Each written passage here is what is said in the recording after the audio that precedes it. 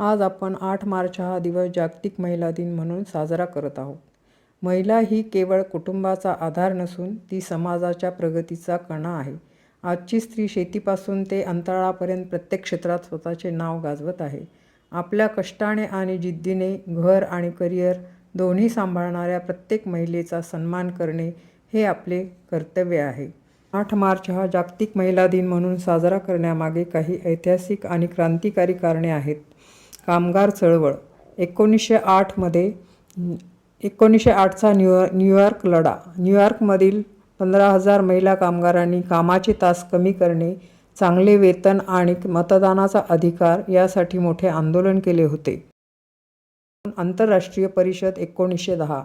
Clara Zetkin या महिलेने आंतरराष्ट्रीय महिला दिन साजरा करण्याचा प्रस्ताव मांडला, ज्याला 17 देशातील महिलांनी पाठिंबा दिला. रशियन क्रांती 1917मध्ये 8 मार्च रोजी रशियातील महिलांनी भाकरी आणि शांतता ब्रेड अँड पीस यासाठी पुकारलेल्या संपामुळे तिथल्या राजाला सत्ता सोडावी लागली, ज्यामुळे ही तारीख निश्चित झाली.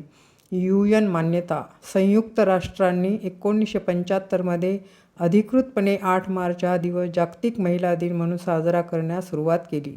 आजचा हा दिवस महिलांच्या सामाजिक, आर्थिक आणि राजकीय कामगिरीचा गौरव करण्यासाठी साजरा केला जातो.